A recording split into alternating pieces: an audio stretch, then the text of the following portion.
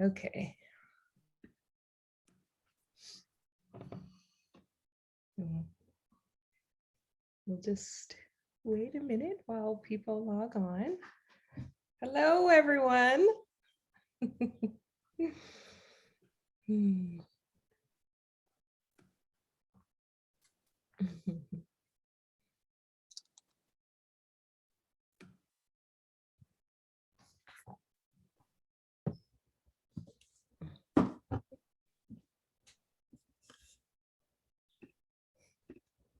Feel free to talk in the chat if you're logging on. Feel free to say where you are at this time. Good afternoon.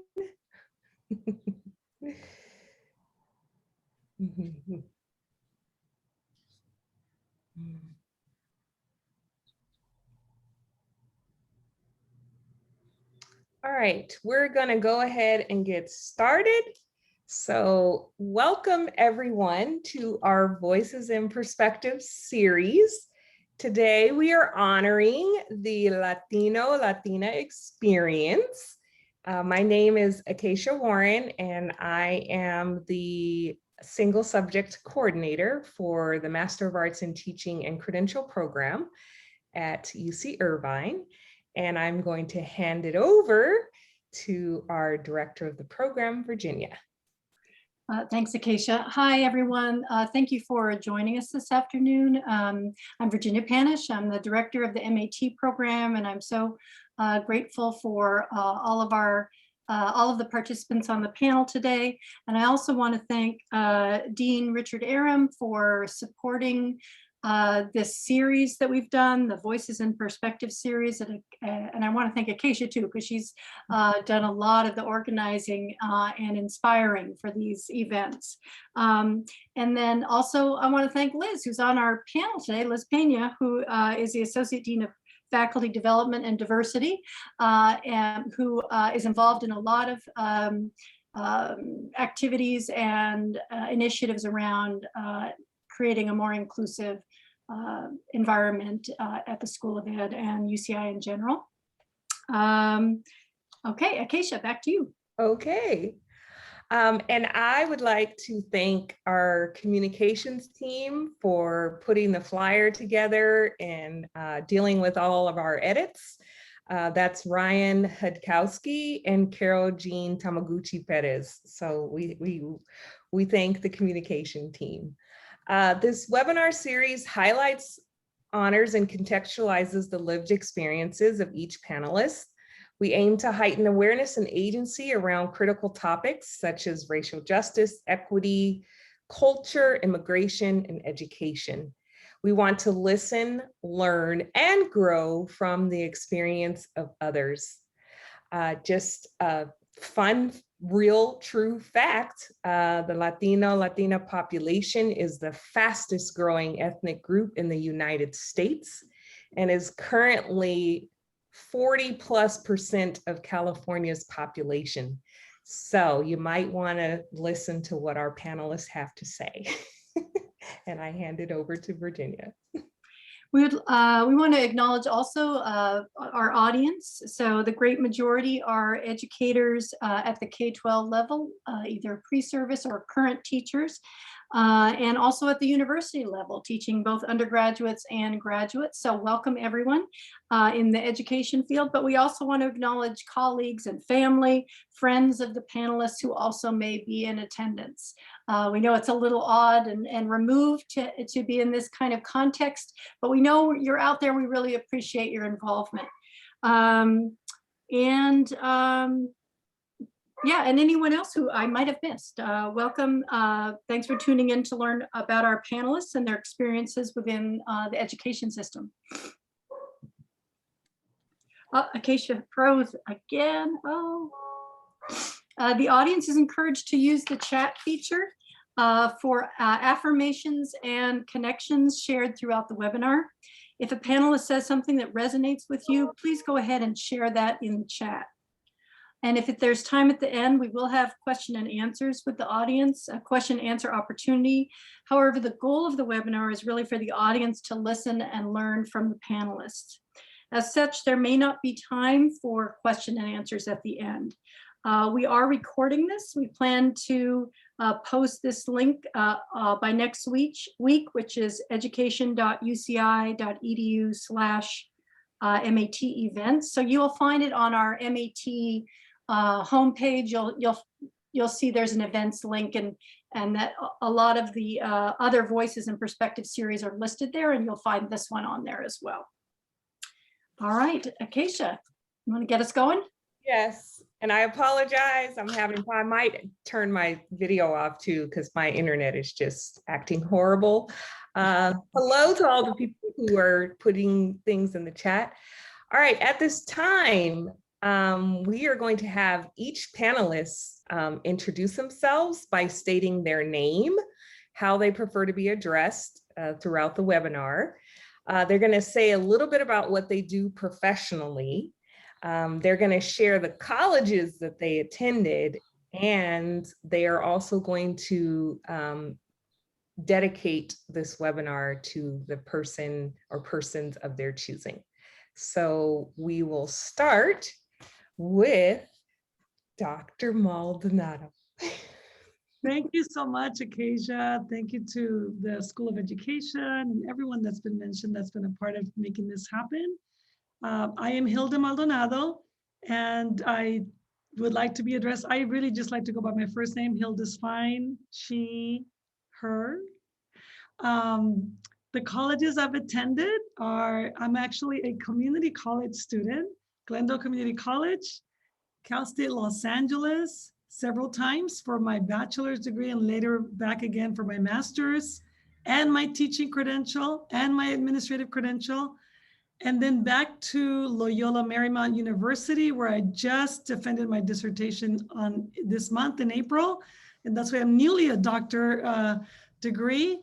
And I also did some professional learning through Harvard University when I was employed for Los Angeles Unified School District.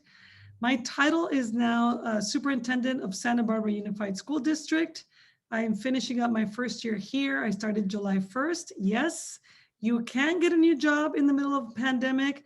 You can finish a dissertation in the middle of a pandemic, and you can go to a brand new community in the middle of a pandemic. I'm proof positive of that. Thank you for letting me be here today. Congratulations again, Dr. Maldonado. So hi, everyone. My name is Gudiel Crossway, he, him, his, and I am the proud superintendent of the Linwood Unified School District, which is located about 10 miles southeast of LA, predominantly a Black and brown community, 94% Latino, about 5 to 6% African-American. And we got about 94% of our students who qualify for free or reduced lunch. And I want to dedicate this to the class of 2021. So many of you out there, the class that really endured and persevered during such difficult times and missed out on some things, but I hope learned and came out stronger as well. So I know we got to talk about all the schools and bear with me, but I actually moved around a lot as a kid. So I'm going to just mention two of my high schools. I attended Bell Gardens High School for 3 years, almost 3 years, and then Workman High School in La Puente for a year where I graduated from. From there, I went straight to UC Riverside, where I was there for 2 years. I transferred to UCLA, and I got my bachelor's in sociology, almost did an econ major as well, but I wanted to get out. And then after UCLA, I taught for a year in the Montebello Unified School District. And then from there, I went to the Harvard Graduate School of Education. I got my master's just in education in general. And after that, I came back to the LA area. I was taking some classes at Cal State for the multiple subject, because that's what I was told to do, but I really want to teach secondary. So then I transferred to Dominguez Hills, where I actually got my single subject credential. And then after I finished that program, I right away started my admin credential at Cal State LA. I didn't waste any time on that. And then as I took a year off, and then I don't know why, but I pursued the PhD at Claremont, and I finished that in 2015. Glad to be here. Hi, everybody. I'm glad to be here. Thank you so much for inviting me. It's really an honor to be part of this panel. My name is Liz Pena, she, her, ella, and I'm dedicating the webinar to my parents, to Emma Peralta Valles and my dad, Abelardo Peña Escorza. And I dedicate it to them because they pushed me always to maintain my Spanish. And I haven't always maintained it as well as I should, but you know, I keep trying. Let's see, I am a professor in the School of Education at UCI, and I am the Associate Dean of Faculty Development and Diversity. So as Virginia mentioned, I do work on issues around diversity in the school with a look at supporting events and learning that is going to help us all to thrive in this community and to look out to making, you know, education a better place for kids to thrive as well. I study bilingualism as my topic of research. And I'll tell you where I went to school. I went to University of Redlands for my undergraduate work.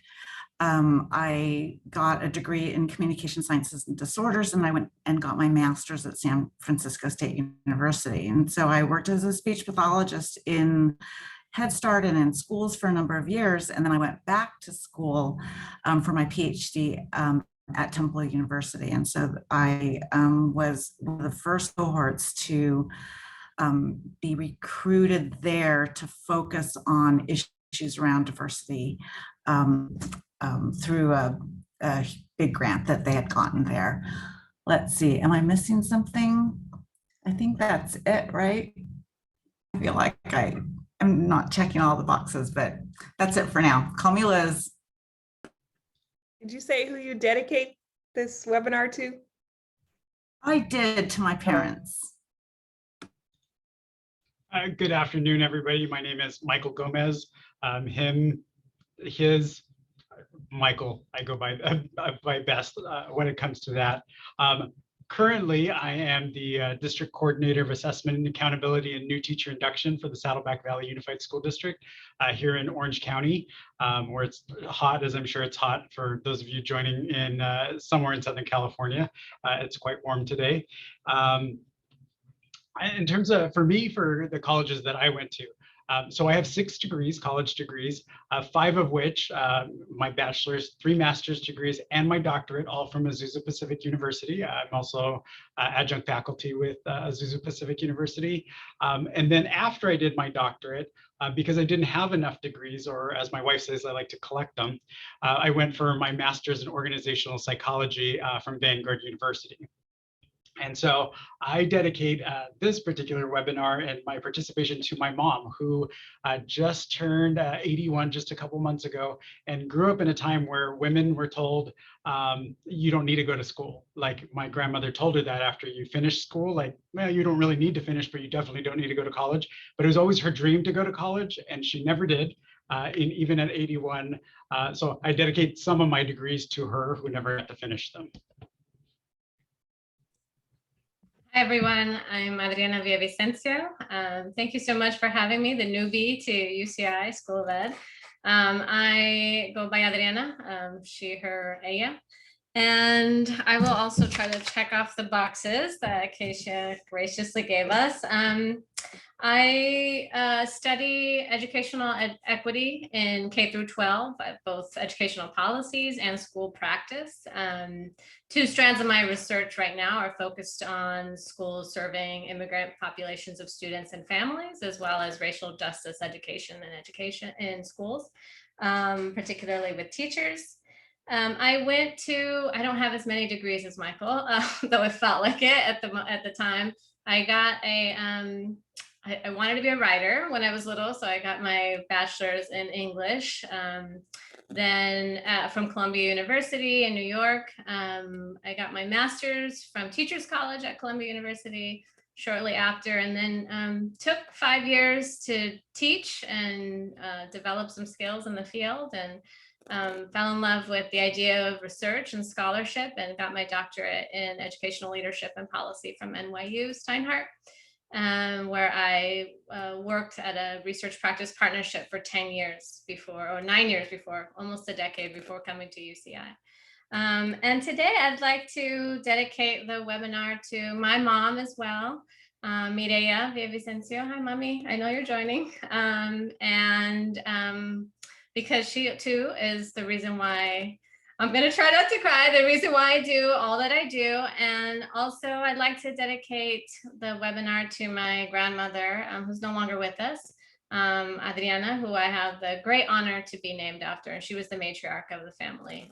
So I feel very privileged to share her name.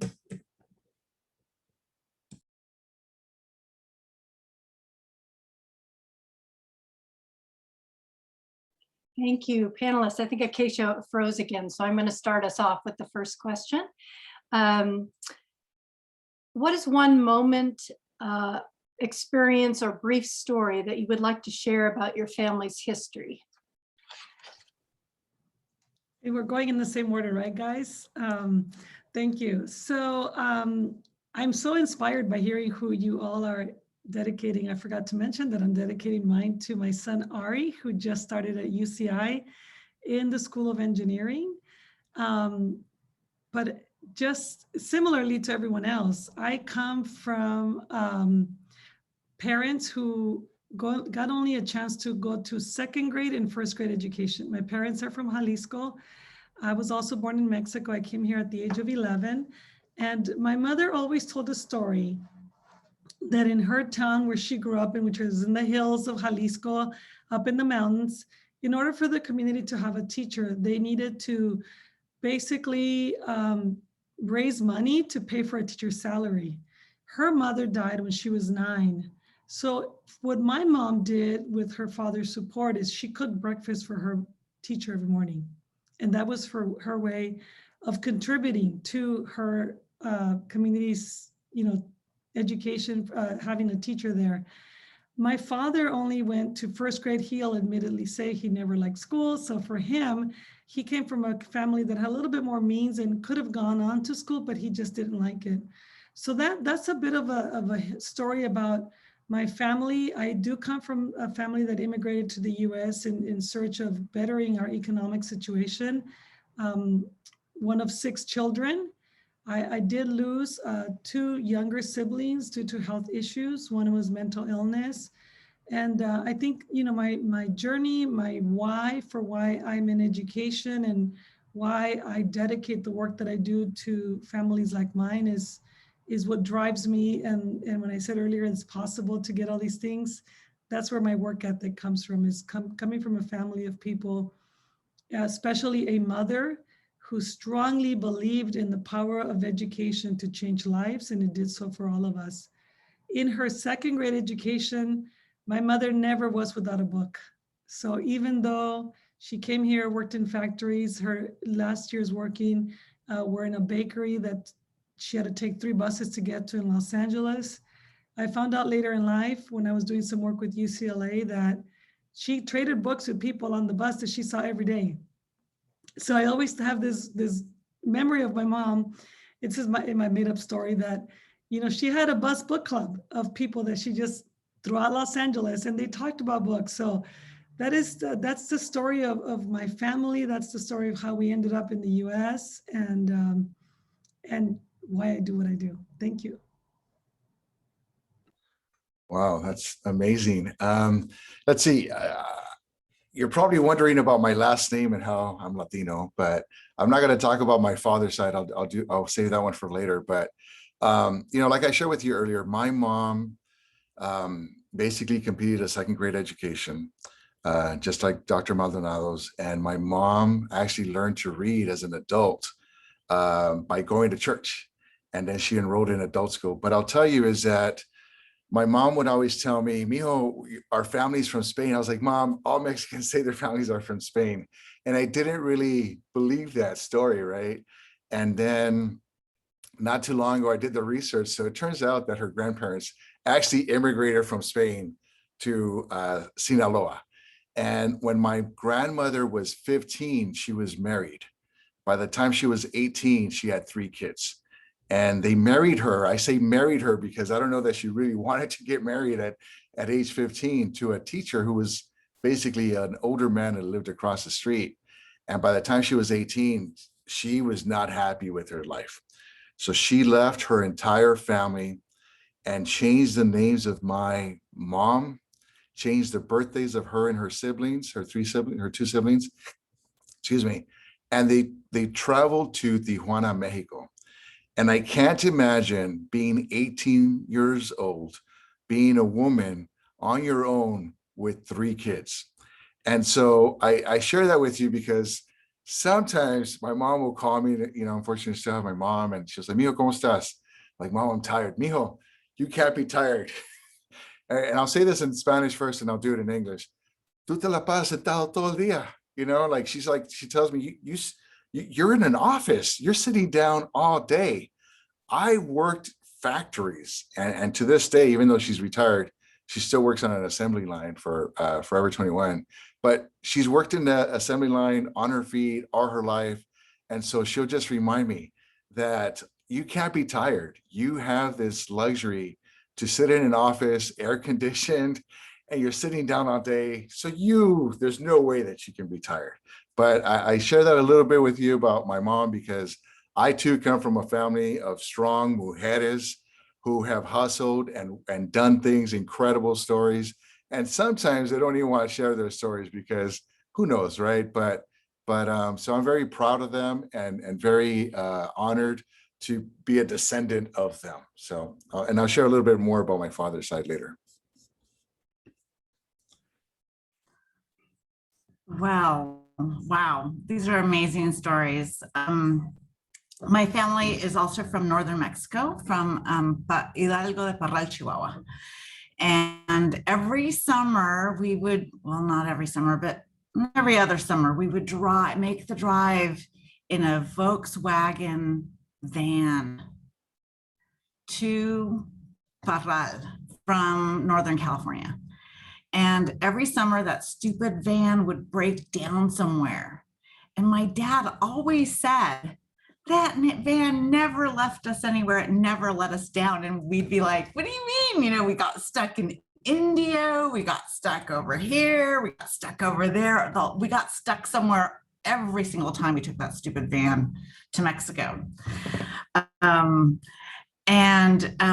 my dad passed away about 10 years ago, and at the time, we remembered that story because he always said that van never let us down. But I think that for him, it wasn't getting there. It was being together, right? And it didn't matter if the van broke down in India or, the middle of Arizona in the middle of the summer on a hot day. And then we had to wait till Monday morning to get a part because of course it inevitably broke down on a Saturday night, right? But it was really, about like putting everybody in the van, going to Mexico and being with family and being together. And so that's something that, we've always really valued as a family. For me, I grew up in East LA, so some of you know that or recognize that. Like, I didn't grow up far away from Cal State LA. Lincoln Park, those of you in the area, right there is where I grew up. And it was really interesting because a couple of different reasons. When the Dodgers were playing, the lights are so bright that my backyard would light up. So it was like, oh, we could play outside at nighttime when the Dodgers were playing. So, I mean, we weren't in the shadows of Dodger Stadium, but those lights are bright and they just cast just enough light so that we could play outside. And so my family was a broken family. My parents divorced and my father passed away when I was 13. So I was raised by my mom, my grandmother, my aunts. It was a large group of women that made me the person that I am. And I'm grateful for that. And it was very interesting because my mom worked at the DMV for years and years. And I had no clue how much she protected me from kind of the outside world. It wasn't until I went to 6th grade and I went to a private school that I realized how poor we were. Like I had no conception that, oh, well, people have things like bigger houses and better houses. I'm like, I just knew my house. I just knew my family. I just knew what we have for dinner. And it's like, I was introduced to a whole nother world where it's like, wow, that was completely different. And my mom did a great job about protecting me, because it never would have dawned on me. And then it was like, whoa, this is a completely different thing. Like, oh my gosh, these giant new cars, like you just get a new car because you want a new car, not because the other one finally broke down after 13 times of being fixed. And, you know, your uncle's car didn't make it, and, you know, those kind of things. And it was very interesting to be poor and then go to school on the other side of town, so to speak, and experience something very different. And I think that's a sad commentary about a lot of our schools. Like there's the other side of town where it's the haves and the have-nots. And so I think that's very interesting perspective that I grew up with in my educational experiences. To echo some of the stories here today, thank you all for sharing those beautiful, inspiring. My parents too, and every time I ask my mom her immigration story, it gets longer and longer. So I'll try to tell the very, very short version, which is that, you know, I actually credit my parents who immigrated from Ecuador to Toronto when they were 21, 22 years old with bringing thousands and thousands of Ecuadorians, kind of starting the second wave of immigration to Toronto, because when they first got there, there were no South Americans there. There were some Spaniards. So thankfully some people spoke their language, but they were pretty isolated. And I just can imagine my mom, you know, as I said, was 21 and had 2 children already, 2 young babies. And as a mother of 2 now, I can't imagine taking this trip, being so courageous not to know what's going to meet you on the other side, leaving your children behind temporarily with her mother, with my abuelita Adriana, and having, you know, the chutzpah, to take some Yiddish, some ganas to go into a new land with new people and no language and very little education or work experience, to make a new life for yourself, for your family, and for your community. And so anytime, you know, to go back to Gudiel's point, anytime that I feel like I'm complaining because something's too hard or too scary, or maybe too unfamiliar, something that's out of my reach, I think back to those stories and how much courage they had to summon up to start a new life and ultimately give us the life that we have today. So I continue to be inspired by that early immigration story. Thank you. We keep losing Acacia right at the question asking time. So I'm going to go ahead and read the second question. How are you raised to view and understand education? Some of you have touched on that already, but if you could elaborate, that'd be great. I feel like I have so many connections to one of the panelists who I just met for the first time here today. Your story is my story. I'm so moved by this in this moment, but my father and my mother actually had opposing views on education. I kind of started with my mom went to 2nd grade, my dad went to 1st grade. My mom loved books, my dad not so much. But a pivotal moment in my life when I graduated from Franklin High School, Michael, near in Northeast Los Angeles, is that I was part of the Upward Bound program. And once I graduated, there was an opportunity for me to go to UCLA. And my mother said, no, it's too far. When I tell the story that she finished working in a bakery, guess where the bakery was? Near UCLA. But that's just how life works. So that's how I ended up at Glendale Community College. She definitely wanted us to come here and be educated. But for her, we could not speak English at home. She knew she wanted us to be bilingual, and she knew she wanted us to be educated. That was her whole purpose in life. Like all of you, she was a young mother. She had 6 children, but this was her wish. This was her purpose. My father, on the other hand, and I had a bit of a fallout when I graduated high school, because he wanted me to go to work and help to feed the family. Again, we were super poor. He thought that, you know, I needed that help. A little bit like Michael, I was a little bit innocent to the ways of the world, and I didn't think we were poor. I thought everything's fine. We're all here, happy together. What's the problem? But I knew enough, or someone had instilled enough in me, my mother being one of them, Upward Bound people being the other, that I wanted to go to college. So I remember sitting at the kitchen table and telling my dad, no, I'm not going to get a job. I'm actually going to go to college. And he was like, what? Like, no, you're not. So we had a bit of a fight. And I remember my mother walking out. She couldn't deal with it. And I've always been a fighter. That's just my nature. I was born this way. So I told my father, I'll make you a deal. I will not go to work, but you don't have to support me ever again.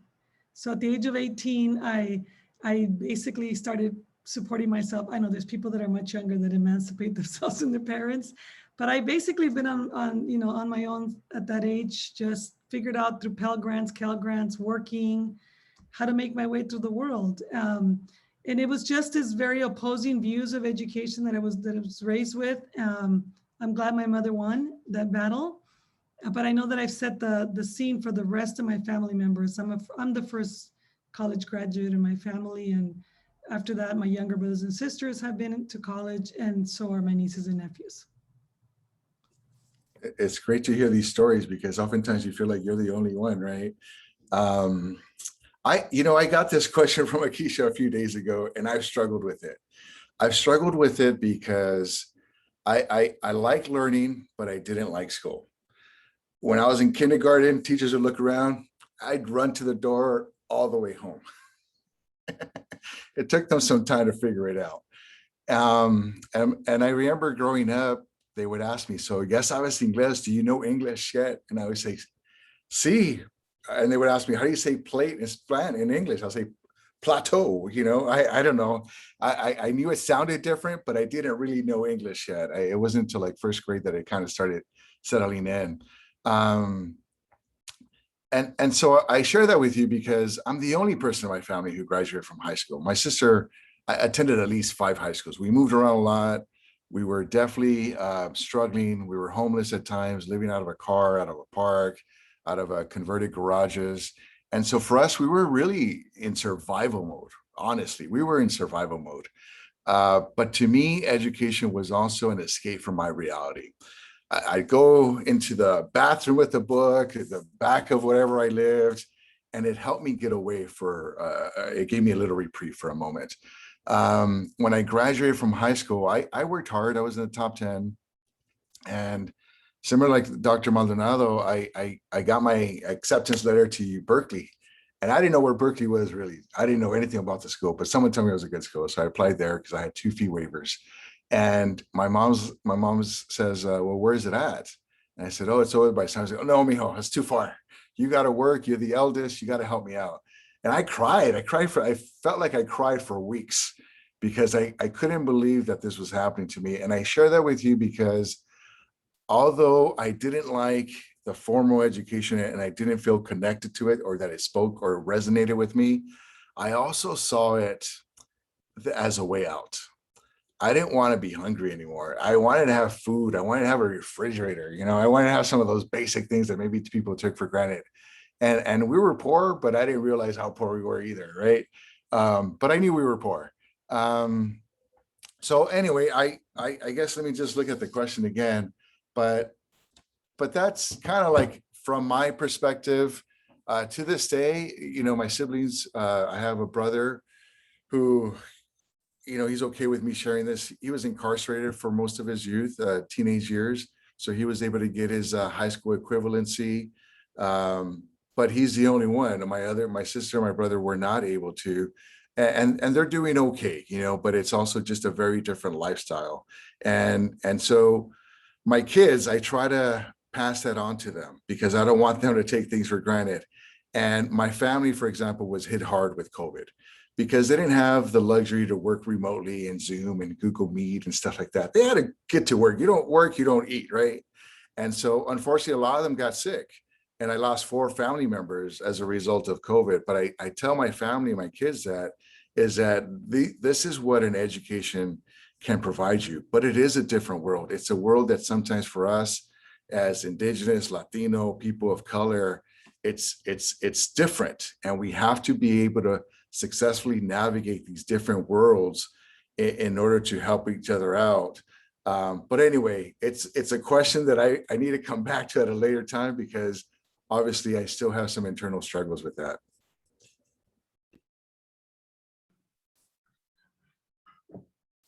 Okay. I think my parents really emphasized education, probably as a way of raising us economically. My dad had, I think, a third grade education. My mom had a little bit more high school kind of education. But for them, it was always really, really important for us to finish high school and go to college. And although when I continued on for my master's, that was okay. And then when I went on to my PhD, my dad was like, why do you need a PhD? I think it was just more of a disconnect, I think, for him. But they always really supported me and my brother and sister in that.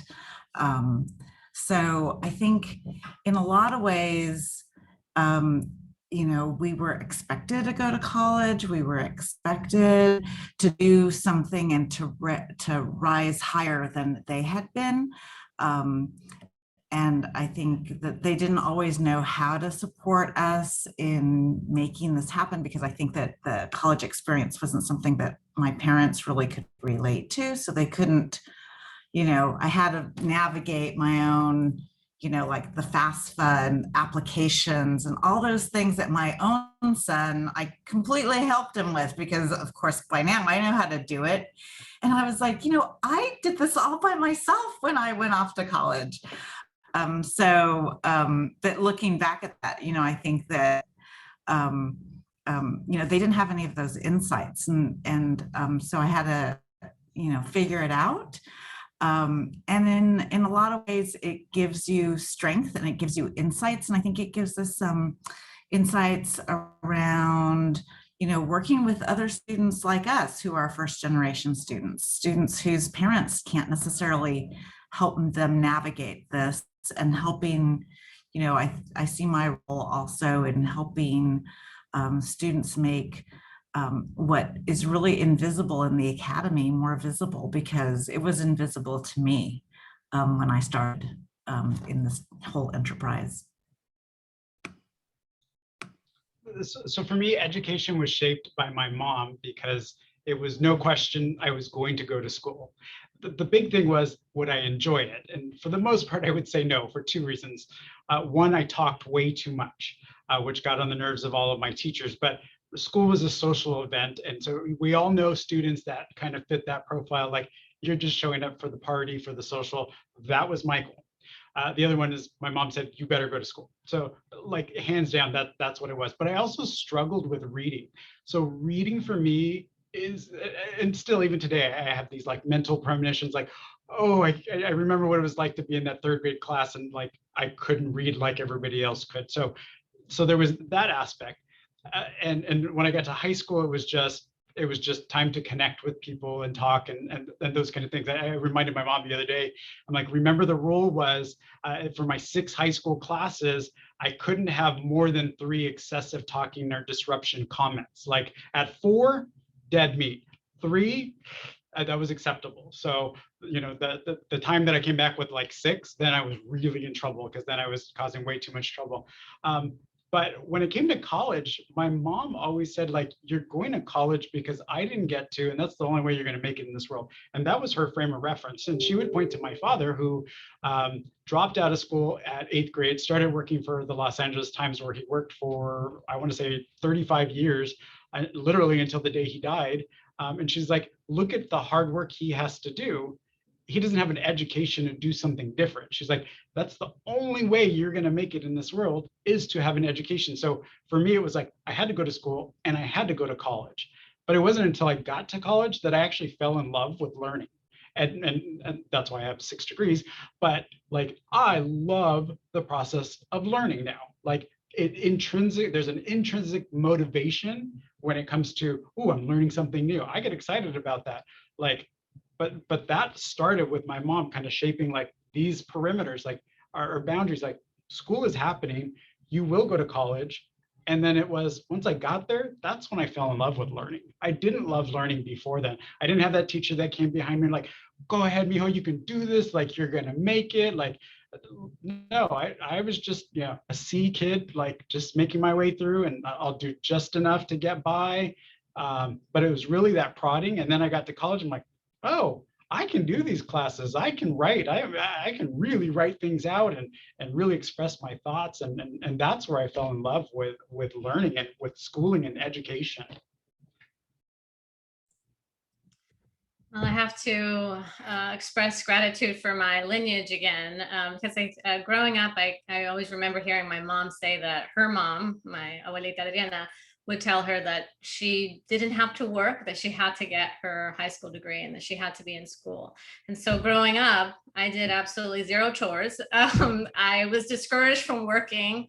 I do a lot more chores now, but I was discouraged from working outside the home. And my mom communicated explicitly and implicitly that school was very important, that education was important, and that whatever I wanted to do with that education or with that degree, she would be happy with. I always felt this very strong sense of support, and regardless of whatever path I chose. And I think that's really important too. So unlike maybe some helicopter moms where they're checking your homework and they're making sure that you're getting all A's, she wasn't that kind of parent. And I actually, looking back now, I think I really appreciate that, because it instilled some kind of independence and that intrinsic motivation that Michael was talking about.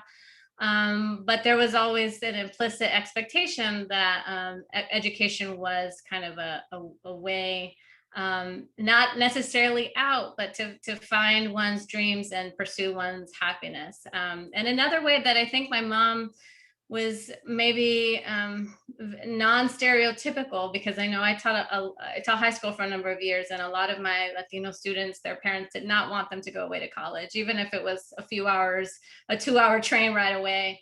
When I was 18, actually when I was 17, I got admitted into Columbia. I'm from Southern California. And the thought of moving 3,000 miles away, I think would have terrified most parents, and especially a Latina mom who was very protective of her children. And she let me go. And I think it just opened up so many doors and so many opportunities that I might have certainly gotten that kind of education, those kind of experiences here. But her courage again in that decision, and that decision to allow me to pursue that ambition, I think really made a difference for the rest of my trajectory. Thank you all for sharing. As you can see, I'm having like the worst tech problems ever, but while it's working, thank you all for sharing. The next question is, what role has immigration played in your personal or professional life? And we'll start with Dr. Maldonado. Thank you. And this will probably be my last question. I apologize to everybody ahead of time. I'll need to log off at 5 o'clock or a little sooner than that. Well, I am an immigrant, so it's definitely played a major role. It has completely shifted my life. I was having dinner with some friends this Wednesday, and we're all immigrants. I think one of us was born here. And I said, okay, let's go around. What would your life have been had you stayed back? Would you have still gone to college? Would you still be doing what you're doing today? So it's completely given me a life trajectory that I don't believe I would have had in Mexico. Wouldn't have had the access to the higher education for sure.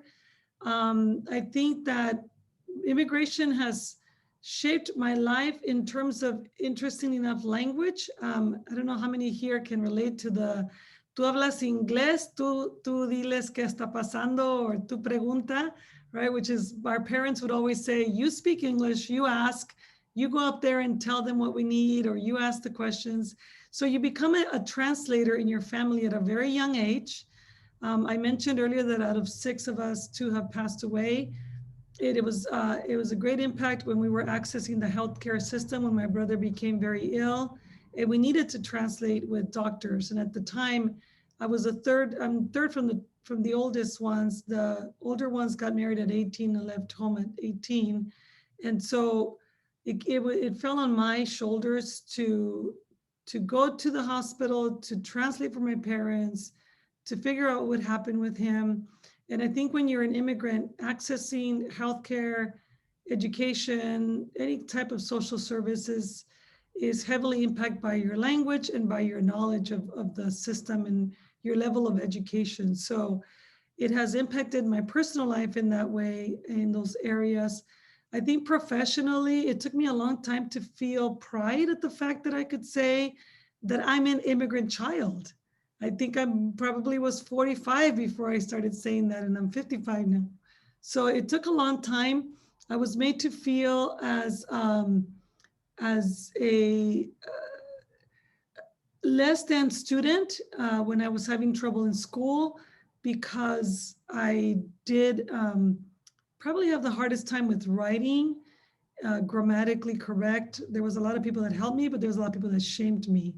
So I think a lot about feeling shame and fear when you're an immigrant child. And my hope is that we can help Latino children feel courage and pride instead. And so I think that's some of the ways that immigration has played personally and professionally.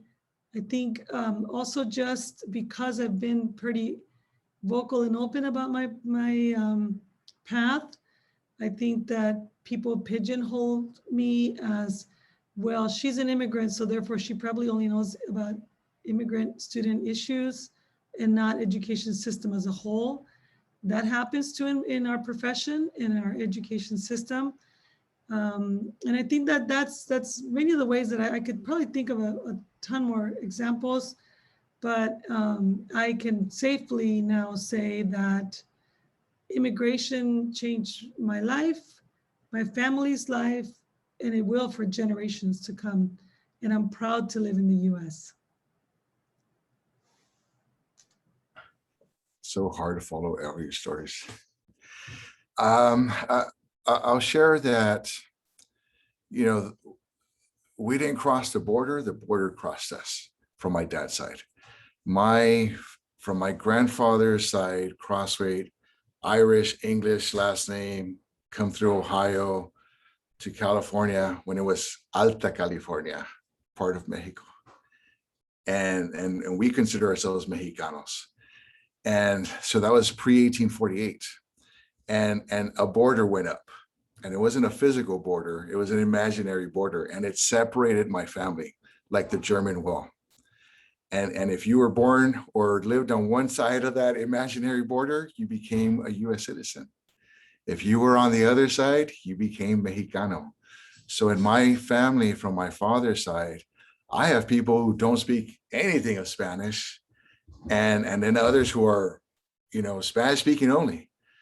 And so my dad was baptized in Santa Barbara, but never was an undocumented immigrant. And it's a weird to use the word immigrant with my family side, because they weren't immigrants, they were here, but for whatever reason, that border just separated the families. And so I have that immigrant experience, because growing up, my mom, first of all, tried to cross the border. I told you guys that she came when she was 15 the first time, but she went back and forth. She was basically a migrant worker as a teenager. But when she was pregnant with me at 21, she was in Mexico, in Tijuana, and she tried to cross the border multiple times, and she got caught and sent back multiple times. Anyway, I was actually born in Calexico by a couple of weeks. She crossed the border and I was born. And so it does change your trajectory, the opportunities and things like that. But it's also something that angers me, because we were also relegated into communities that were historically underserved and segregated intentionally by the US government.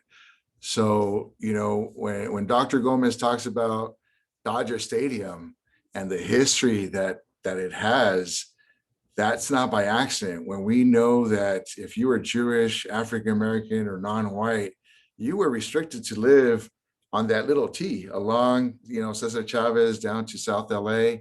And those were his communities that became historically underserved, underdeveloped, and lacked access to healthcare, jobs, education. And then on top of that, you incarcerate Black and brown men, right? And Indigenous men too, because we have Indigenous people in the community as well. And so when I think about immigration and patterns of immigration, it's been used to support the US economy with forced immigration or, other immigration. And so there's a lot there. And I think we have to, really do a better job of understanding what that means. And I know that the census doesn't always capture who we are and the diversity that we have.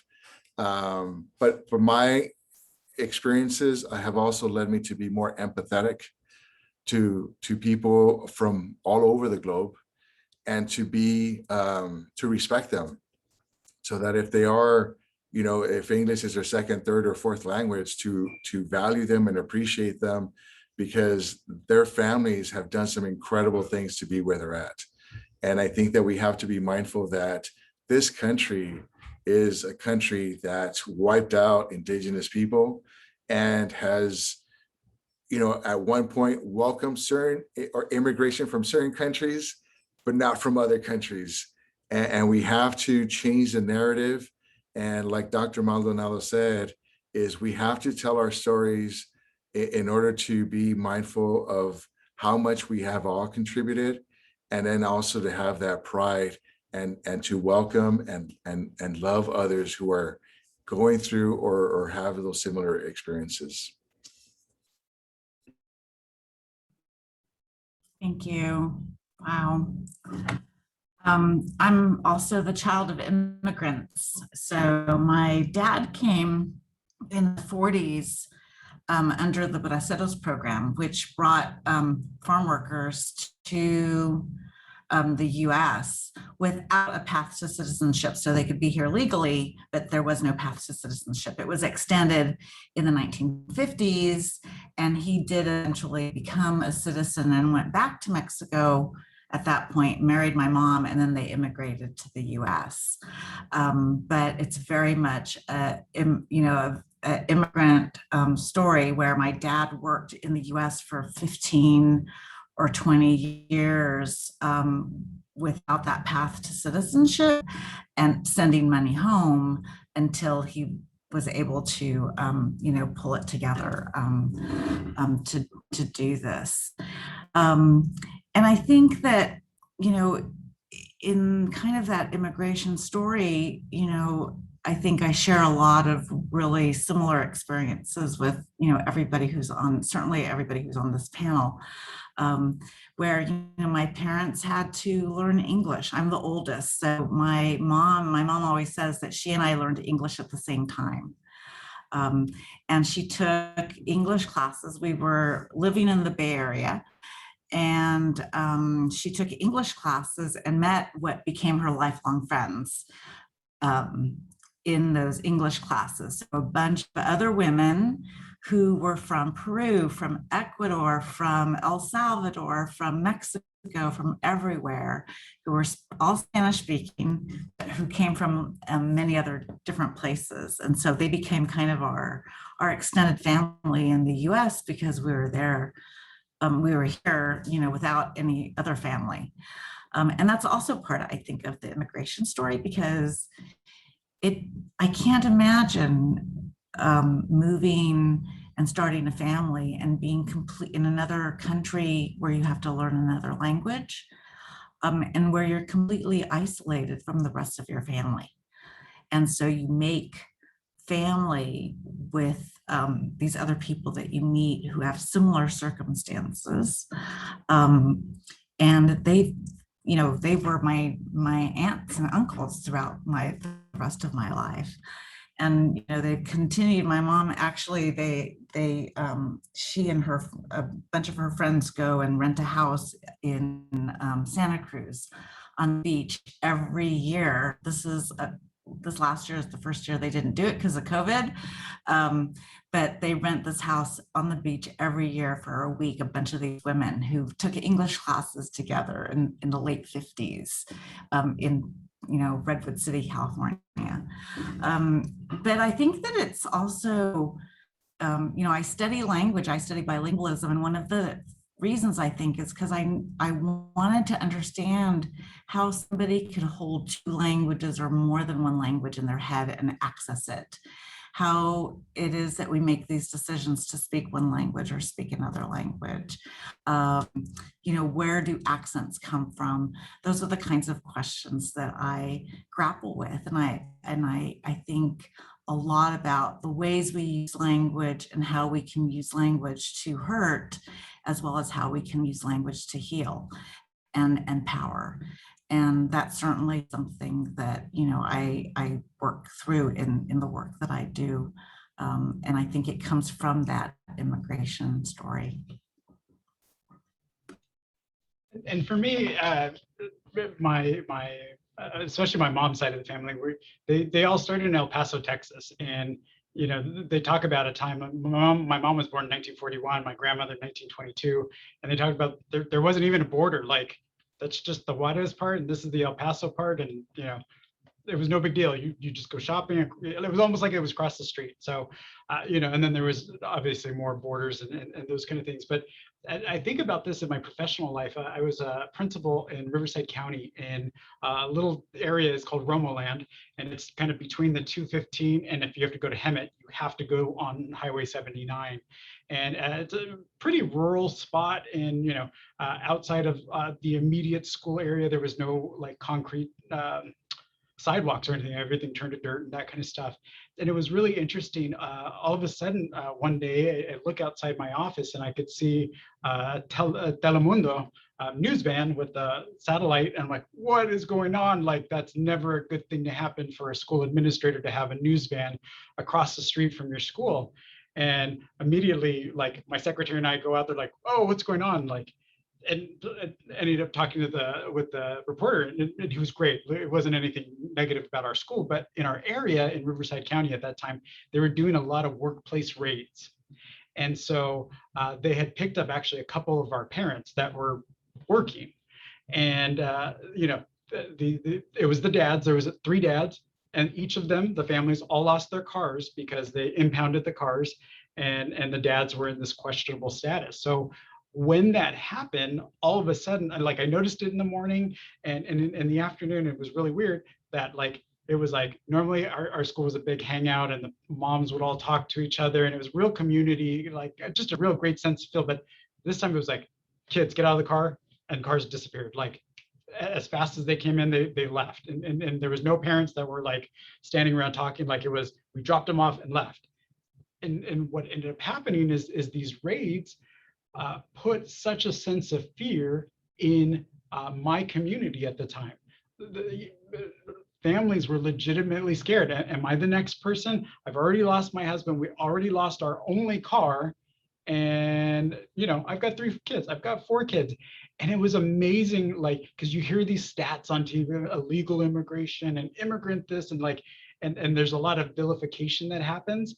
But when you look at what happens to immigrant communities when this kind of stuff happens, the pervasive sense of fear is like overwhelming. And, you know, it was thick enough that you could cut it with a knife. Like, wow, it just changed the entire dynamics of this little beautiful little community school that we had. Like, it just changed it instantly. And for about 4 weeks, there was an INS, Homeland Security car on Route 79 that you could see. It was parked out there, just probably about maybe 2 miles away from my school. And it was like, oh, it was a very real sense of fear that happened. Like, and it was a great little community of like just really caring people that like looked out for each other. And you know, I'll take care of your kids, Adriana, and you're gonna go to the store, and like just that sense of community. Like, I've got your back, you've got my back. And in this sense, like, they stayed together in little pockets and then immediately went home. Like, kids didn't even play outside for those couple of weeks, just for that profound sense of fear that happens. And so I think that's where immigration shouldn't be this 4-letter word of fear at all. Like, but just think of what that does, you know, thinking about like trauma-informed education and trauma that kid, like, I remember dealing with the family, like, mom's like, I have to take my kindergartner and we have to go back because we'll be able to get papers, but I'm going to leave my 5th grade son and dad who works like nonstop, like, and Jairo stayed home by himself. And one of the neighbors checked in on him to make sure he was like eating in that. And that was a story that multiplied all through my little community of this little school. Like, that was profound. Yeah, Michael, we've found a lot of the same kind of trauma and fear in our communities in New York. And this is a sanctuary city with a very high proportion of immigrant families from all around the world. And yet, it's not to say that there hasn't been anti-immigration sentiment for decades before 2016. Or that there wasn't anti-immigration policy, or that there weren't deportations and family separations under President Obama, right? But I think post-Trump, what a lot of our families experienced, the xenophobia, the violence, the hostility within what used to be safe spaces, it had a profound effect and continues to have a profound effect, even with this new administration. Time will tell, I think, how this will play out in the years to come. But I think for me, growing up, and I'm going to try to answer one question without getting emotional, but growing up, I feel like, from an asset-based perspective, my immigration, and I'm a child of immigrants, so I'm not an immigrant myself, which I think is different, but having that connection to the rich country of Ecuador, and a third of my relatives who still live there, and even the relatives who still live in Toronto, having that connection to the language, to the music, to the food, to the culture, was such a profound window. I call it a passport into another culture. While I felt like you could never quite fit into one because I wasn't quite, Ecuadorian enough, or my Spanish wasn't perfect enough to feel like completely at home in Ecuador. And I always felt a little bit of an outsider, or the, kind of child of immigrant status in my American schools. It did still feel like you could access two very different worlds. And I feel like that was a true gift. And thankfully, my family, the way at least that we cultivated that culture at home, was always such a positive experience. And I think the other piece that this question brought to mind was the work that my mom did for years. She owned her own business in Huntington Park, Southern California. Here, you're probably familiar with it.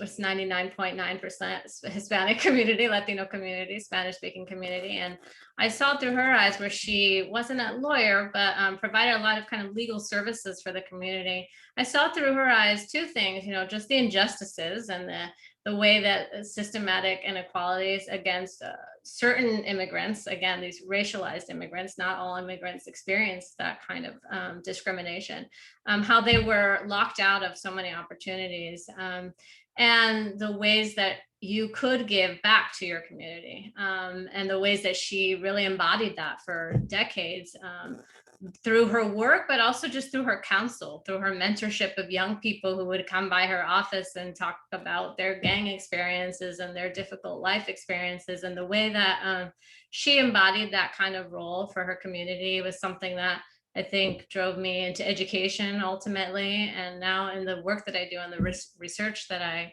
focus on, always thinking about how to give back. And I think that's a big part of being an immigrant, or being a child of immigrants as well.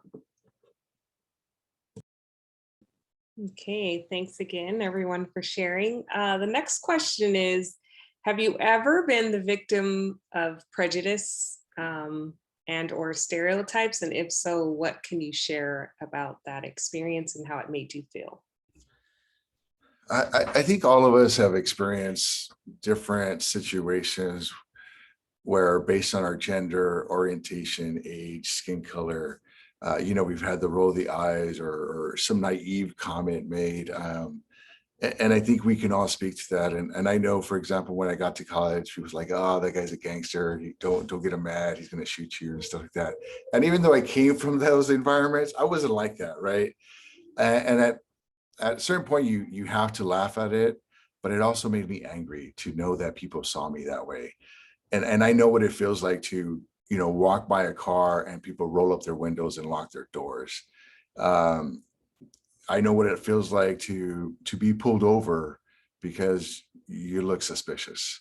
To have someone walk by your own home and they report that there's some suspicious activity, because there's a brown guy with a white t-shirt and sweats, and the police show up and it's like, no, I actually live here. And so, but I think that what we haven't seen is, when Adriana talks about Huntington Park, I used to work in real estate in Maywood, Bell, Cudahy, Huntington Park. And those are communities that have those CCRs. There's covenants and restrictions that basically said, if you're not white, you cannot basically rent, lease, or sell a property to someone who's not white. And if you look at the history of investment banks in communities like the Southeast, there's a disproportion, and it was intentionally done to ensure almost that those communities did not have growth opportunities. And then we think about the drug war, and you think about who it was done to and how it was done, and you think about access to healthcare. I work in it, and I say I live in Linwood because I'm there most of my life, most of my days, most of my hours. I sleep somewhere else, but I live in Linwood, and in communities like Linwood have historically been underserved and denied access to these resources. And then it's no wonder that you see 6% of the population have a college degree. It's no wonder that many of our kids didn't know their grandfathers because they were incarcerated, right? Historical incarcerations, and have lost family members for so many different reasons. And so when I think about the discrimination, it's about that hidden discrimination that we don't always see. Yes, we've all had those personal interactions, right? But it's the things that happen behind the scenes. It's what happens behind those closed boardrooms, that at the higher end where people are making decisions that impact all of us, that have hurt us historically.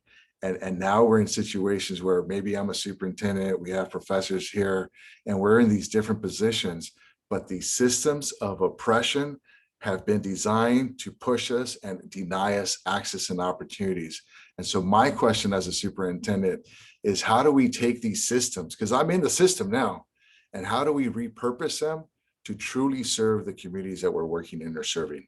And it's a challenge, and we don't necessarily have a lot of role models that we can point to and say, oh, it's happening over there, this is a great way to get it done. But we have to constantly, sort of live in those different worlds, right? We're navigating the system of formal education, formal systems, but at the same time, understanding that I may be here, but it's not because of the system, it's despite or in spite of that system. So I'll stop there. Yeah.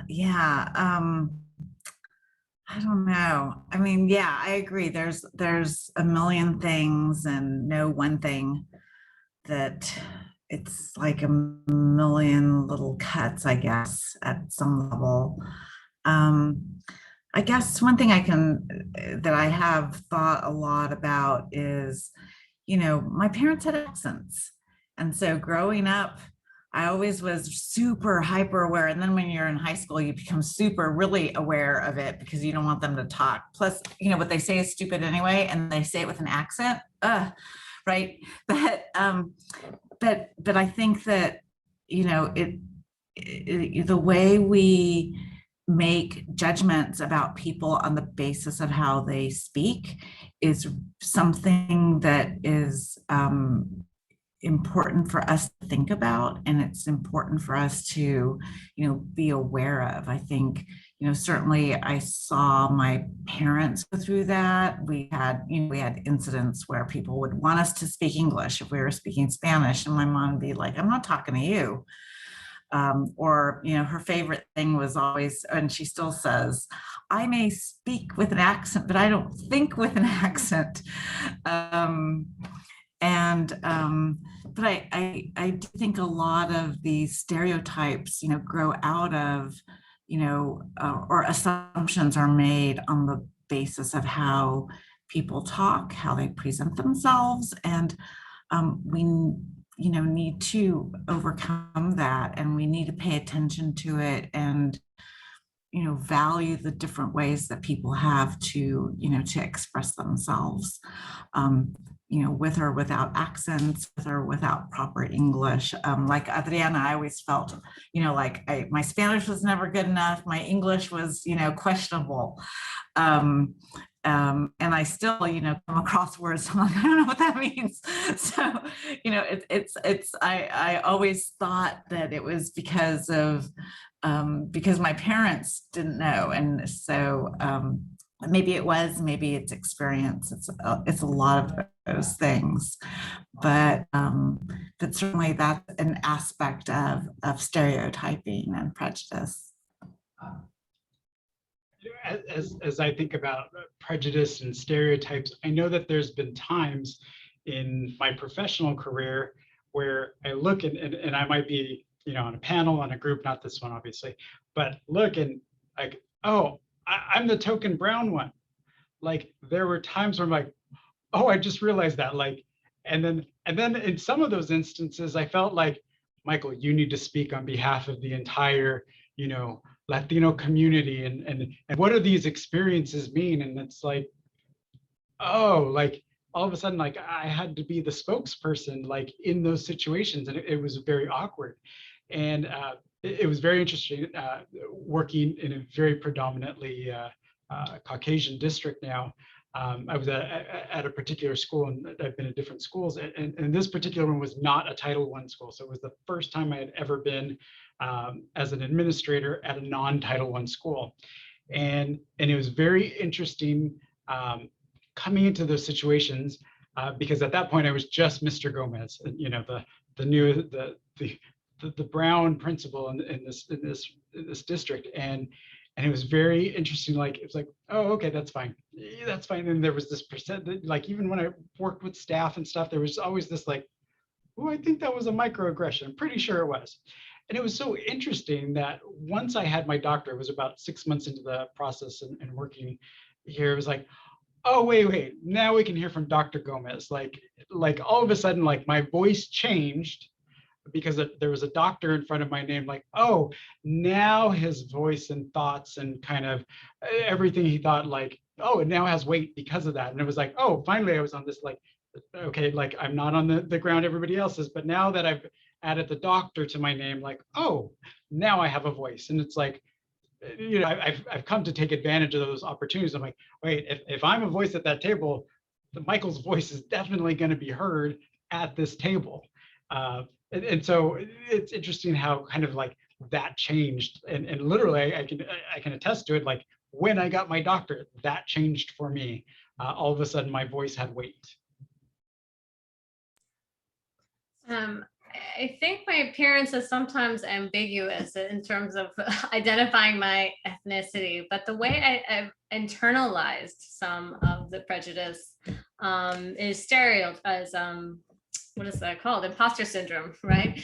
So when you're in predominantly white spaces where people have multiple degrees or they just seem to come with a set of social capital and knowledge and a wealth of experiences that you didn't have, you can become very self-conscious, self-aware, and not in a really positive way. So I remember going to college and not speaking probably for 2 years in all of my classes, just because I felt so intimidated by some of my peers and the books they had read and the language that they had at the ready, the vocabulary they had already developed as 16, 17-year-olds, or I just felt like I was catching up.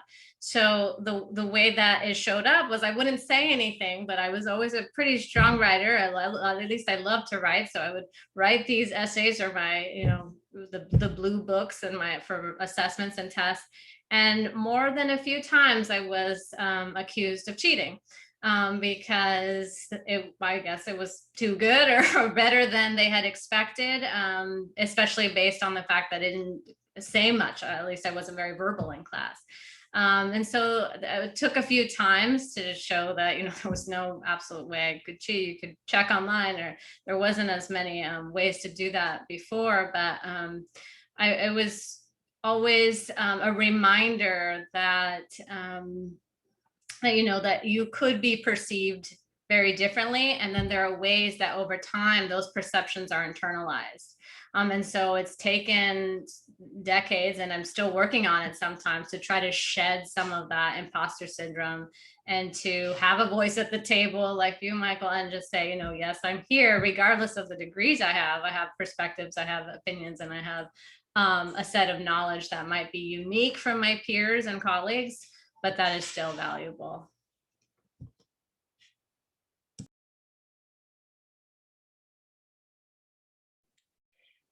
Thank you for that.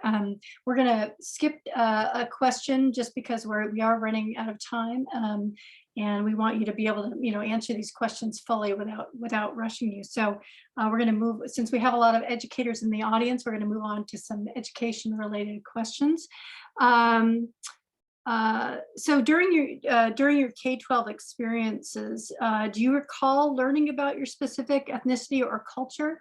And just, explain your memories around that. I honestly struggle to find a memory. Even though I grew up in Bell Gardens, La Puente, which was predominantly, both communities predominantly Latino. And I'll tell you that I thought that by enrolling in Spanish, I was going to have an advantage. But it was a very different Spanish from my Spanish at home. So even in that class where I thought, oh, finally, I'm going to get someone who I can relate to, did not happen. It was a Spanish person who's from Chile, from Spain, not from Latin America necessarily, or at least the Spanish that I was comfortable and familiar with, right? I did actually end up having one teacher who grew up in the community, was Latino, and he had a perm back in the late 80s. He was a DJ on the weekends, and he was just I think empathetic to us, regardless of his background. Maybe it was because he was closer in age to us as well, but unfortunately I didn't. It wasn't until as Dr. Gomez said earlier, that I got to college that I started appreciating and the formal educational system and learning about alternative narratives and histories that were really denied to us. And so I think for me, just to try to capture some of the previous question, what's really important is that we again think about with the experiences that we're trying to provide our youth. And as a school district, what we're trying to do is say the adopted materials for curriculum, they're not enough. They're not good enough. We need more. And so we've engaged in some conversations with the community, with Indigenous people, African-American communities, about how do we almost supplant the curriculum to ensure that our kids are learning about Juneteenth, about what really happened in 1848, about the Indigenous people that lived in the Americas and their stories. And so I think that we have to do a better job. But anyway, so not for me, but I want to make sure that for future generations, that they do see themselves, hear themselves, and are able to read about their stories as well. Yeah. I went to school in California in the 60s. So I was trying to think about, I want to say we did like a Mexico project. And of course we did the mission project, right, in California. I think that was about it. I remember doing like a map of Mexico and talking to my parents about some of the stuff, and I was super excited about it. But beyond that, it was like, like a unit one time. Now, fast forward, my nephew also grew up in California. My brother was called in because he wrote about Pancho Villa, and my nephew, my family's history is that Pancho Villa was a thief, right? Because anyway. And so he wrote that Pancho Villa was a thief and a thief and a liar. I can't remember exactly what. And then my brother got called in and said, what the heck is this report that your son wrote about Pancho Villa? So, you know, things are maybe changing a little bit. I don't know. It was funny. But I remember, you know, very little about Mexico, especially in California, right? Because California was part of Mexico, and there's a rich history to draw on, but I think any reference to, you know, learning about my ethnicity and culture was like, you know, that a one-time unit, and it was relegated to that, and then that was probably about it, at least at the time. Now, we lived a lot of movements that occurred in Northern California in the 60s and 70s, and so that was a different kind of education, but it certainly wasn't part of the curriculum officially. I don't think I ever had any formal training. Like, I couldn't think of anything. The closest I came to learning about culture was when we took 2 field trips to Olvera Street, one at one school and another one. So that's in downtown LA for some of you that may not be around here.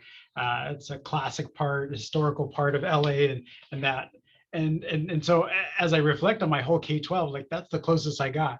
When I was in college, though, I did read a book by Justo Gonzalez, and it was Mañana, and it was Christian theology from a Hispanic perspective. And it was the first time that I read a book that I found myself into, like, oh, from my eyes. And I think that's where some of the conversations that we need to have, that we need to push when we look at these ethnic study programs and curriculums is, and not even just the ethnics one, but like in all of our programs, like, where do we find our voice? Like, kids come to our schools, and do they find themselves in the literature we're reading? Can they identify, like, oh, that's me, oh, that's my mom? That connection, I think, is a powerful thing that's not happening across the board and needs to be. And I think we're at that point where we're having that conversation, like, kids should find themselves in these books.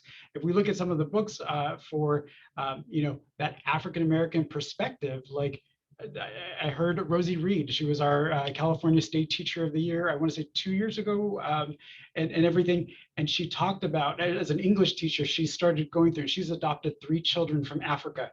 And she's a white lady and a Caucasian lady. And she said, when I sat down and read books to my kids as they were little, like, they couldn't find themselves in the books. And I had to find a separate set of books so that they could see, like, oh yeah, look at mommy, this one looks like me.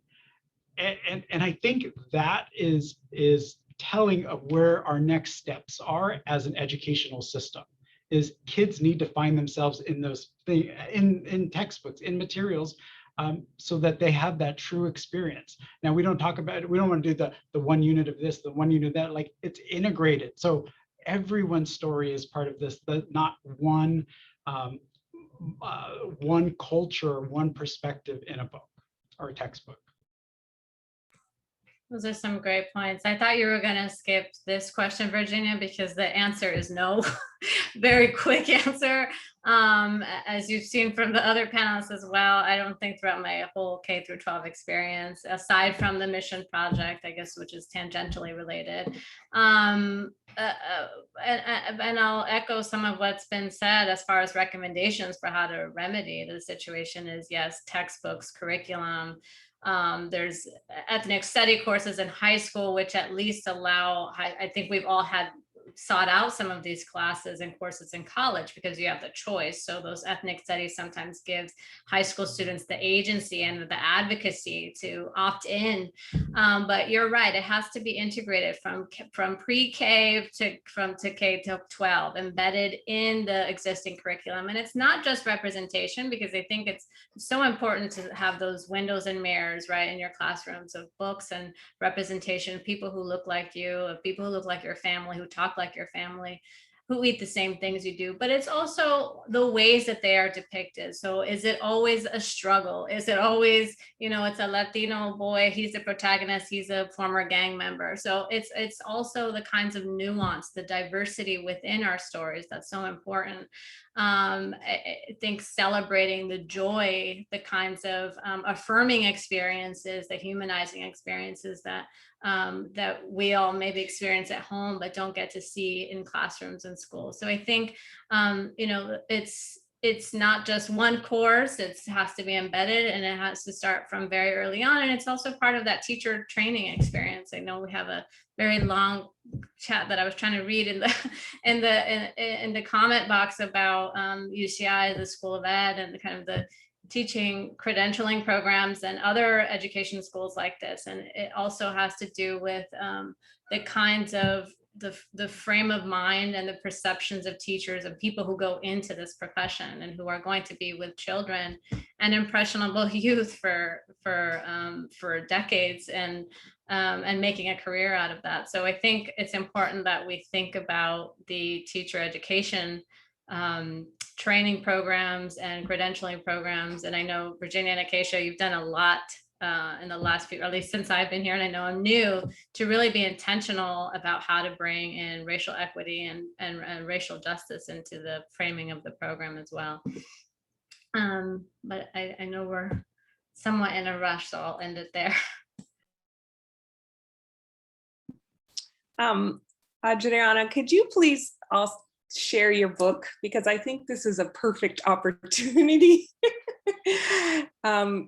Go ahead. I'm sorry. I told Acacia that I was so bad at self-promotion, and she forced me to. But yeah, thank you. My book is, it's weird to say that still. I will put a link in the chat, as Acacia recommended. It is around educating Black and Latino boys based on a 5-year study that I led in New York City, but I think is written to be applicable in other educational contexts. I was a teacher for a number of years, and I also worked in very close partnership with the district. So my aim with this book was to be really pragmatic, and there are a lot of kind of concrete recommendations around policies and practices and how to embed racial equity, not just have these kind of standalone programs or activities, or single individuals who are running, really championing equity, but to how to embed some of these principles into the very framework of how you serve students, and particularly marginalized students or students who have been underserved for generations. So thank you, Acacia, for the plug. There it is. And I'll happy to give. I put there's a 20% discount code, so I'll put that in the chat as well. Thank you.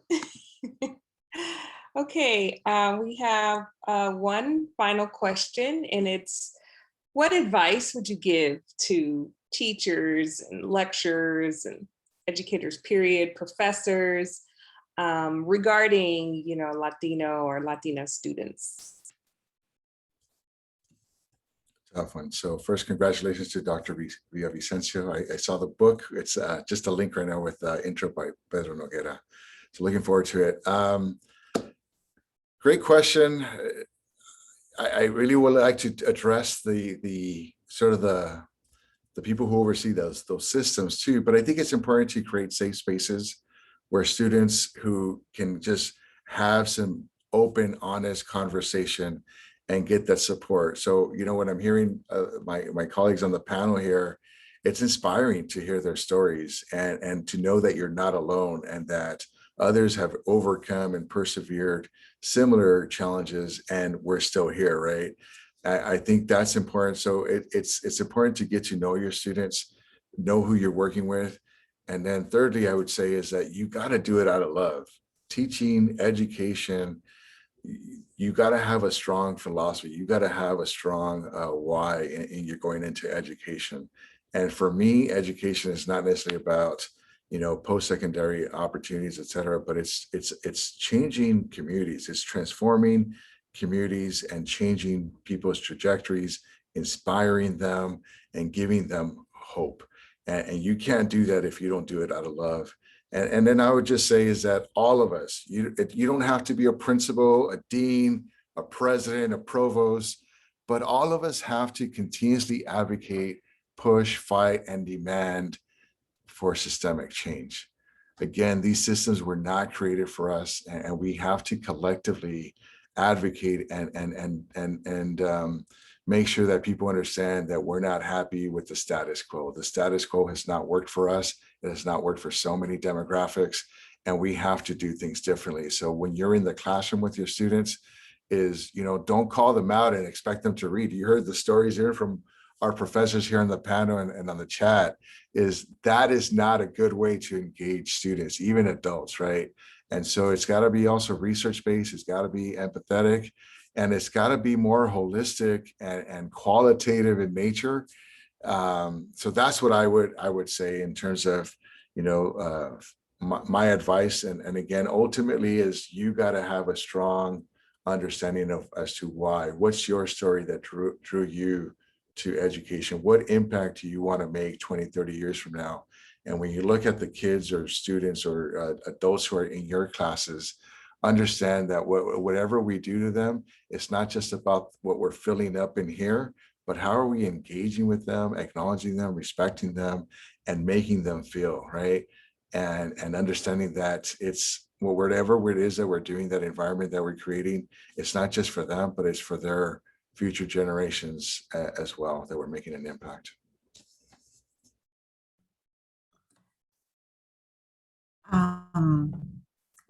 When we work with students, I think we never really know what their individual stories are, and they vary so much. There's so many different ways that they can vary, and I think we have to have understanding. We need to get to know students on an individual basis.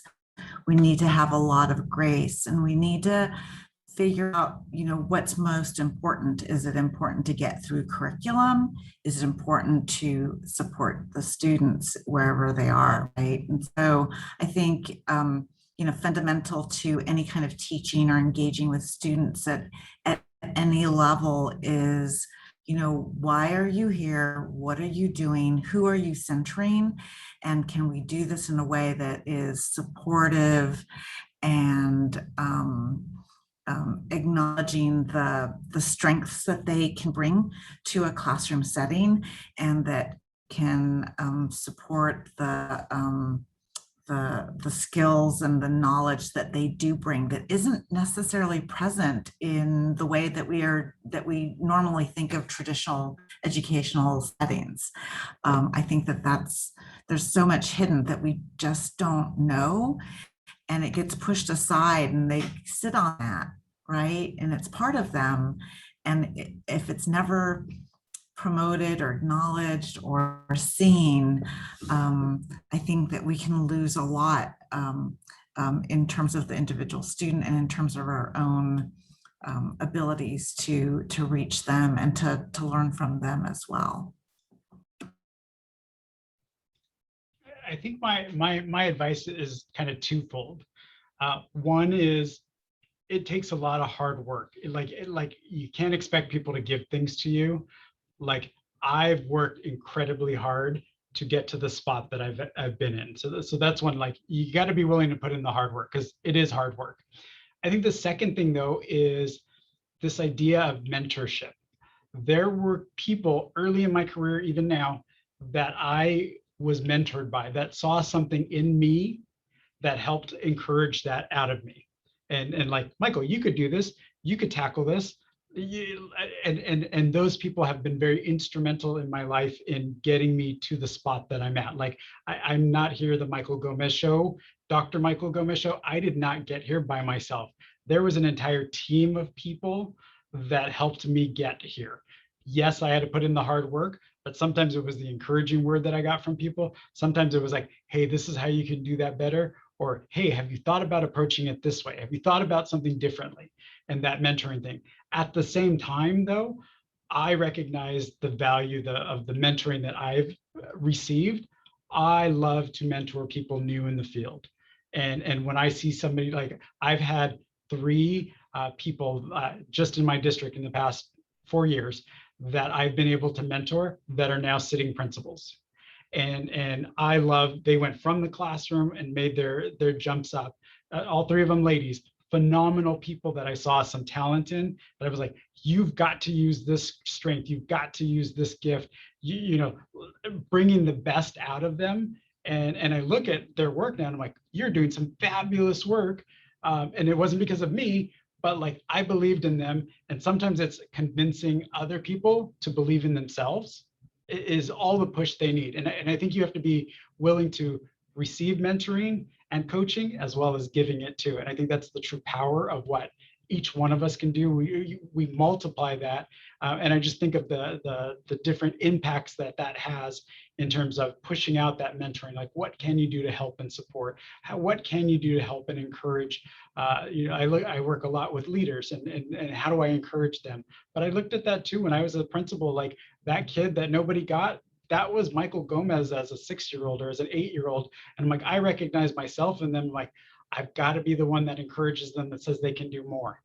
And I've met amazing kids that had horrible stories. I remember this one particular student, and he came to my school in 5th grade, and just horrible stories. And he was about to get like, he was in the foster care system, and aunt and uncle stepped in at the last minute, like, oh, your family, we got to take you in. And all of a sudden, his life was in shambles and was put back together. And the love that I have for this kid, Jashawn, and I remember so clearly, even now, even though it was a couple of years ago, like I invested just in knowing him and knowing his story and encouraging him.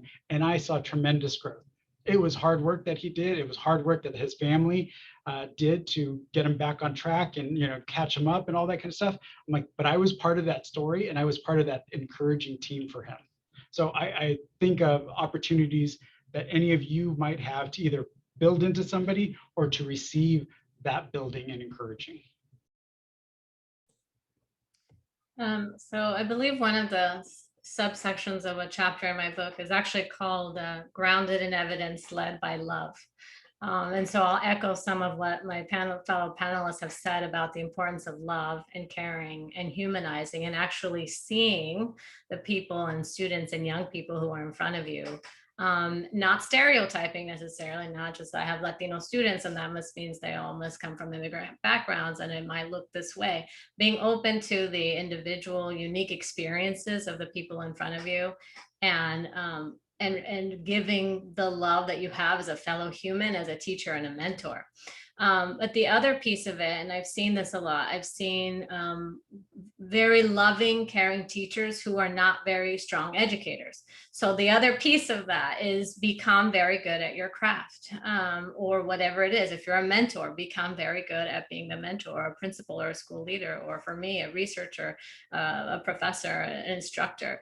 And that means continually learning, not resting on your degrees or a credentialing program or the last book you read or wrote. It means continually developing as a professional and mastering your craft so that you can really give the best of yourself and the best of your work and expertise to young people, to older students, to college professors, whatever audience that you are providing your gifts and your unique talents and skills to, that it should be at the optimal level. And that you also hold those high expectations for students. And there's a lot of research that show that white teachers have lower expectations for Black and Latino students than they do for white and Asian students. So let's look at what that's about, internally reflect on who you're praising, who you're reprimanding, who you're giving harder homework assignments to, more difficult projects to. Do you have expectations that everyone can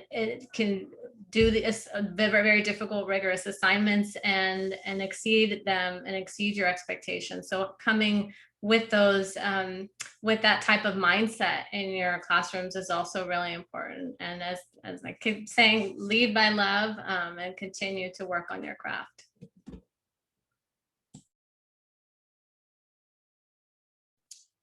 Okay, thank you for your contributions to all of our panelists.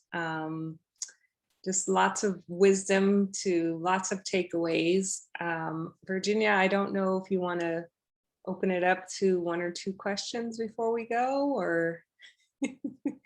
Yeah, I just also wanted to thank the panelists on, such a humanizing discussion, but also just amazing how, your life experiences have make your expertise, so enrich your expertise in such an important way. And I can just, it just makes me see, it's so important to have leaders with diverse experiences, because the expertise just becomes so important for working with children and promoting inclusive education. So really want to thank you for your generosity today, sharing yourselves and your expertise with us. Yeah, so a couple questions. Let's see. Are we looking in the chat? Did you see one, Acacia? No. There was a question of how many Latinx teachers did the panelists have in K-12? I guess, yeah. Let's see. Nicole, let's see. Oh, so who are some Hispanic Latinx public figures that have been influential to you? Okay. I was going to say too, there's a question from Nicole Cochrane. In your experience, was there any advice or tactics that teachers, professors used that helped you along your educational journey?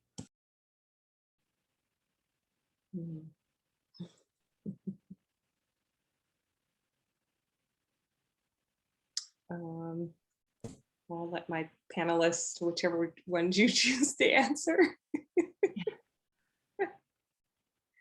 Or any comments you see that you want. I'll share something with you, is that as a superintendent, there's 1,000 superintendents in California, 80 alone in LA County. And I was warned about this, but when I first went to my first superintendent's conference, it was in Monterey, and I walked into a room of predominantly white men.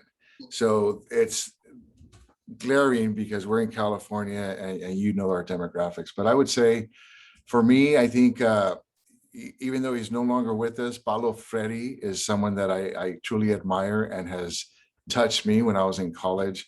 I have professors like Lilia Bartolome, Donaldo Macedo, not necessarily Latino, and one of my mentors is Carl Cohn, former superintendent from Long Beach Unified, not necessarily again Latino, but again, these are people who have inspired me. I look up to, have a lot of respect. Pedro Nagera is another person that I'm always constantly trying to keep up with anything that he puts out. And then just my colleagues around me who are doing the great work. And more importantly, our students and families who keep me grounded and remind me of why we're there on a regular basis.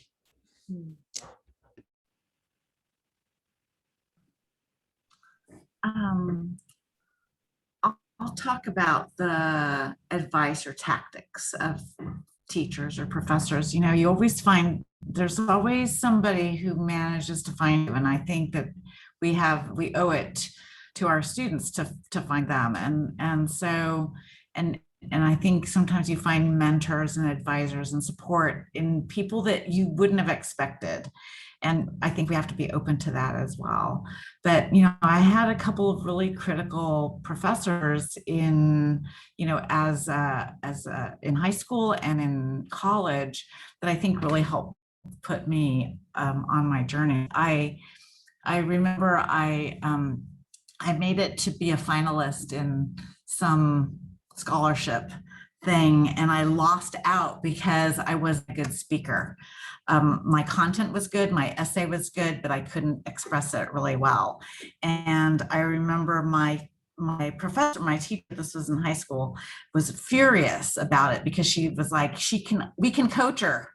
It's okay, because her essay is the better essay, and we can coach her. And even though I lost out, it was important to have that support from that teacher at the time. And in college too, I had a very strong undergraduate professor who always believed in me, and I kept in contact with her up until the time she died. She really supported me and said, you know, you need to go on, you need to get a PhD, you need to do this, you need to do that. And so, you know, I sent her a copy of my first paper, you know, and a lot of these things. And so there's always that person that supports you, and it could come from anywhere. And I think that's really important for us to also be that spark for other people and that inspiration. You don't know how that's going to affect somebody in the long term either, right? Because it could be just it could be a really positive one-time interaction, or it could be a really negative one-time interaction as well, right? Because rage also fuels things as well. But you know, we think you want to be that person who supports and mentors and moves people along, even if it is for a limited time. I had this one professor as I was working through my doctoral program, and Dr. Angela Clark-Luke. And the thing that I loved about her, one, she got me interested in qualitative research, which when I started my doctorate, I'm all quantitative, don't you dare give me anything qualitative. And then I met Angela, Dr. Luke, and I was like, and I fell in love with qualitative research for that.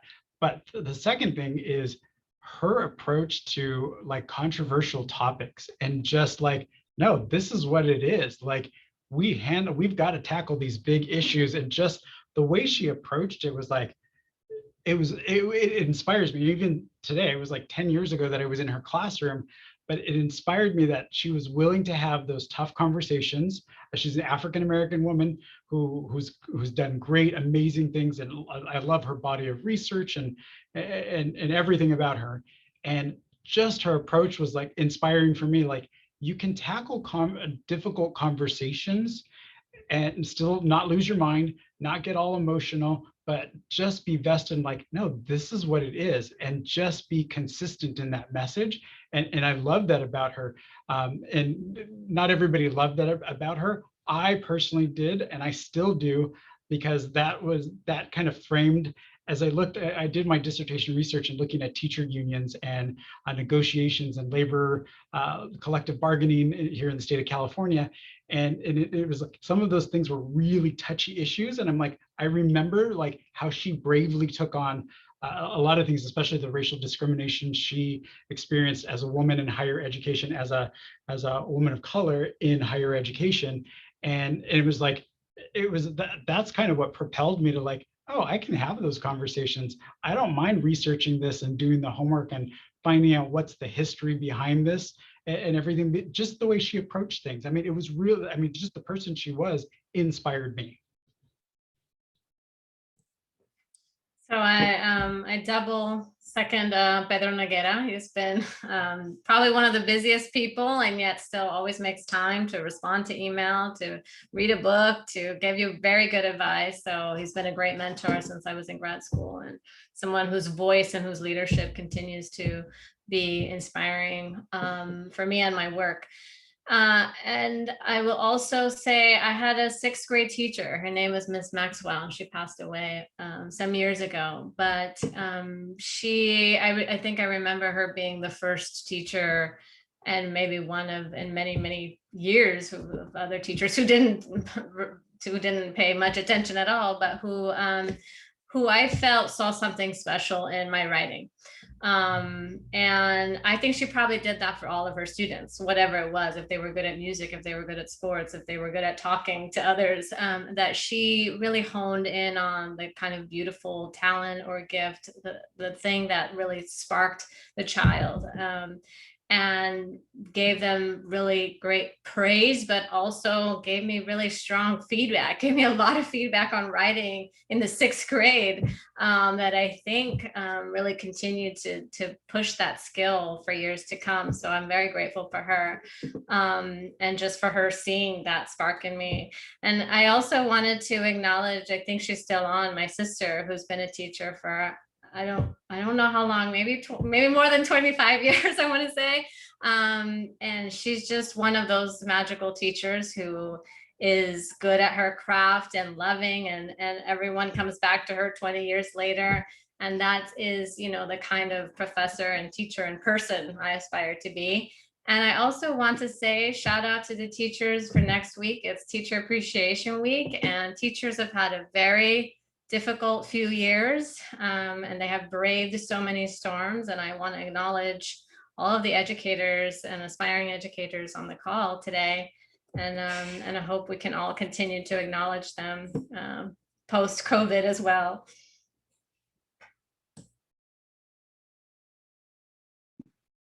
I think that might be a nice note to Yes. call it an evening. That was just, Yes. thank you, Adriana. That was really nice. And I agree. All the educators in the audience, and they're still here on a Friday afternoon. So yeah, but thanks again to the panelists. Really, really appreciate your sharing your voices and your stories today and your expertise. And I'll just, before we sign off, anyone who's still in the audience, if you have any last words to say, just put it in the chat before we sign off, so our panelists can be appreciated for their time. So thank you, panelists. We value you, we appreciate you, we respect you, we honor you. So with that, have a good evening, everyone. I don't know if our panelists have any last. Just thank you, Acacia and Virginia, for organizing, and Ryan and the communications team. I know it takes a lot to pull off events, even if they're on Zoom. So thank you so much. It's been a pleasure. Thank you. Great. It's been great getting to meet the other panelists and to have a chance to get to know people a little better. So this is fantastic. Thank you so much, Virginia and Acacia, for putting this together. Liz, I'm still thinking about your mother saying, I don't think in an accent. And it's just like, that's like, I will never forget that. Oh. Thank you, everyone. It was a lot of fun. Appreciate you. Have a great evening. Thank you for spending Friday evening with us, y'all. Yes. All right. Thanks, Thank you, everyone. Bye. Have a good evening.